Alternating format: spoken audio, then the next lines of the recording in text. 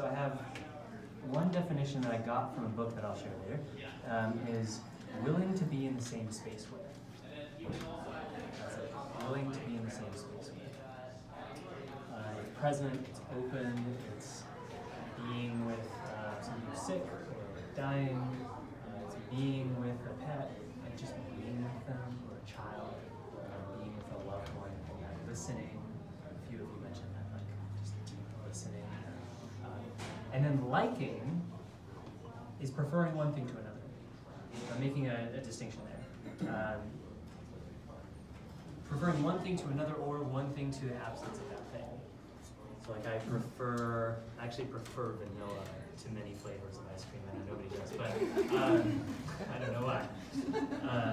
And it's like vanilla's not actually white. It's like the whole thing about vanilla. And what I don't know all the science behind how we learn to like things, but it feels learned, which is interesting to me. And it feels like a thing that we can kind of come to. Oh, I like this thing, or oh, maybe now I don't like it. Like if I've had too much ice cream, I don't like it anymore. Too much. So it's kind of more malleable. Things like. So the story begins with the light very brightly shining in my eyes, and I'm on a bus. And I've just spent a year of abstinence, doing lots of yoga and meditation, because when you're not having sex, you have lots of time for meditation. And there I am on a bus, and I was getting into these guided meditations. So I'm listening to a guided meditation, specifically about manifesting the love of my life. And I was like, you know what? It's been a year, I had a really bad sexual experience, and I had really shut down, and I've just been internal for like a year. And now I'm gonna try something. And every morning I was going to a yoga class on this bus. And every morning I would listen to this meditation. I kept getting stuck at a point where on the meditation it said, you need to commit deeply and ask yourself right now, do you really, really want to find somebody who you love deeply? And if you don't, pause the meditation here and think about it and then come back. And I kept pausing there because I was like, well, I don't really know what love is. Like I've had all of these experiences, some of them good, some of them bad, and my first big love kind of blew up 10 years before, and then I've kind of been in and out of things, but I just kept not really knowing for sure, do I really know what I'm getting myself into by this? So I kept pausing it. And then fast forward maybe a week later, so there I am on the toilet, reading a book called Learning to Love Yourself, which is this very tiny book by a guy called Gay Hendricks. And I'm just like thinking about all this manifestation, okay, all the qualities, because that's what you do. Anybody into manifestation things? Yeah, it's okay, me too. And it's like getting clear on the qualities and visualizing and imagining. And I was visualizing this beautiful woman, very loving, caring, and sexy. And I'm sitting there and I'm reading, what was the line? I was reading this line in the book. It was something like, the love you're seeking out there is really in here. And I've read that kind of stuff all the time. I see it on Instagram every other day. And because I was so deep down the rabbit hole of like visualizing and going through this guided meditation thing, I just took it very literally, that one moment. I was sitting there and I was like, oh, this super sexy woman that I'm imagining is me. Like very literally, like, because I'm literally imagining something. I'm like, oh yeah. And I'm just sitting there on the toilet by myself. That's all that's happening. It's me. So that just like totally blew me away for a moment. I was like, oh, that's what's happening. This whole process is about me finding that love in me, even if it's embodied in the image of a person, but finding those qualities. So that's where I started really getting curious about love. What is this love that we're talking about? I hadn't even touched on liking myself yet. But so right after that, I was like, I'm taking myself out with my sexy self. And so I went out to Indian food, which was my favorite food. I bought a book and I made a bath and did all these kind of like classic like loving yourself things. And it felt really nice. And that was this first act of really understanding that if I want somebody else to give it to me, I have to be willing to be embarrassingly able to give myself that thing and kind of embody that presence. Oh. Yes! And then I became enlightened. Right on. So there I am on the bus, chugging along, and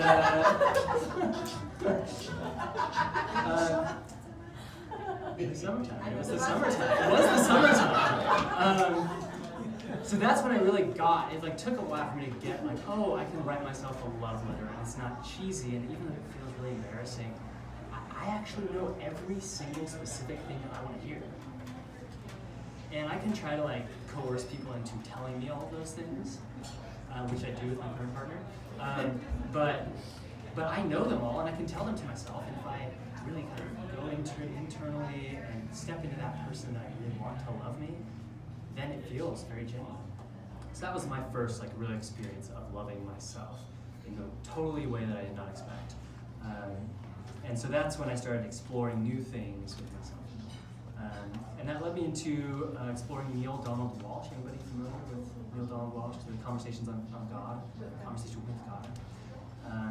And then he said something in one of his interviews, which he said, you can't like yourself until you love yourself. And I wasn't sure what exactly he meant, but I definitely felt the resistance of like, I don't know what you're talking about, I like myself, I'm fine. And then it started to like stew on me, whereas I just really got genuine with it. I just realized I had so much shame from being a like nerdy kid in school, being kind of scrawny and having my mom say, "You're skin and bones, Noe," and why did you say that, Mom? And things like that just like sort of got so internalized. And anybody else have internalized things from body shame to anything from high school or middle school or elementary school or life? Okay, glad to know I'm not alone. And I just really got into this authentic work, but with myself. Like, okay, I don't like myself. Let me try that on. I don't like myself. And then it landed what Neil Donald Walsh said. I was like, oh, it's okay for me to not like myself. And that means I can love myself for not liking myself. And if I want something to change, that's going to happen through loving me not liking myself. Like there's all these things that I don't like about myself. And so I just started sitting with it. It's been about 3 years of just sitting with that. And somewhere in that process, I birthed my inner grandma. That's what I call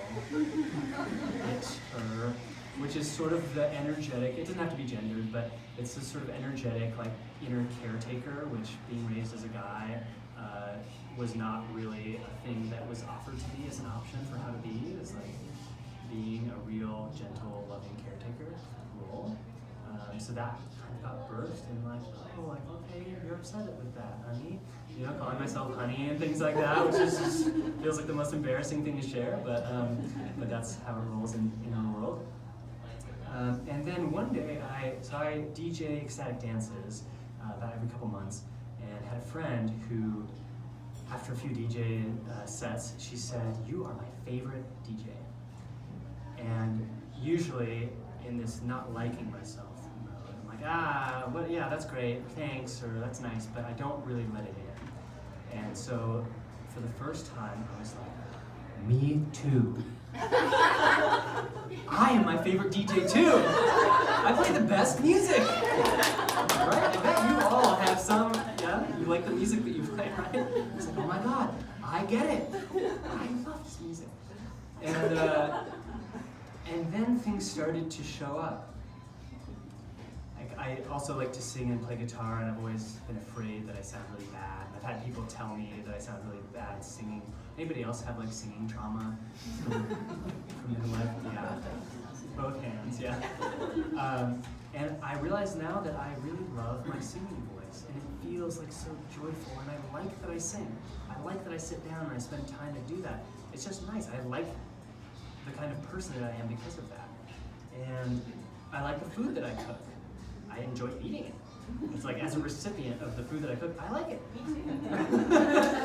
Harmony's had some of the food that I cook. Thanks. And then I also realized there were things that I didn't like, but that I could change, and that weren't things that I had to keep the shame spiral going around. Like, I was talking to Piz about my clothes.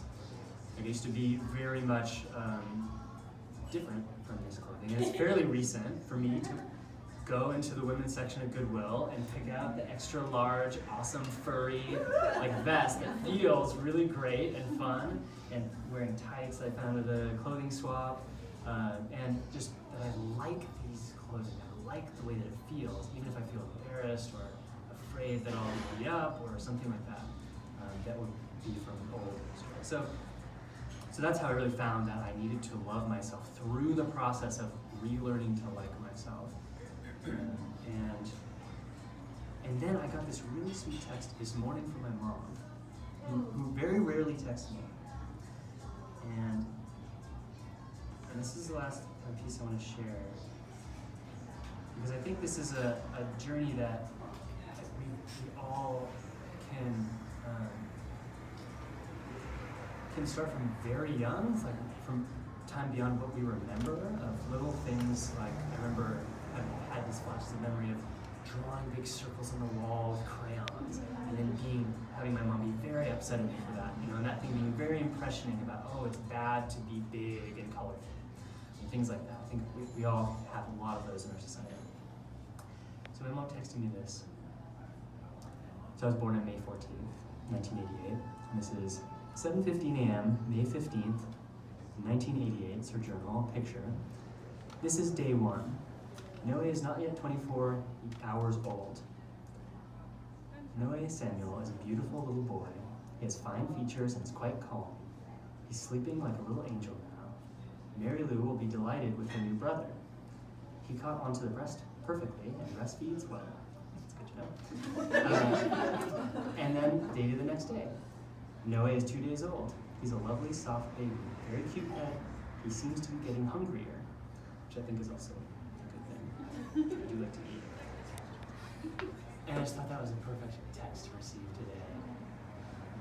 To tie back in that, like, just that sense of being able to love this thing where I didn't even have things to like or not like yet.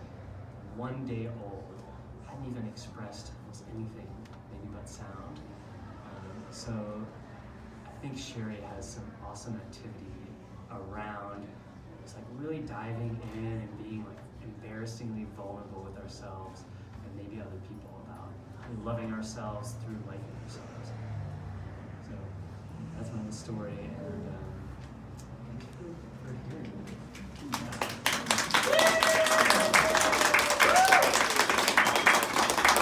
Thanks for gathering around. It feels very cozy.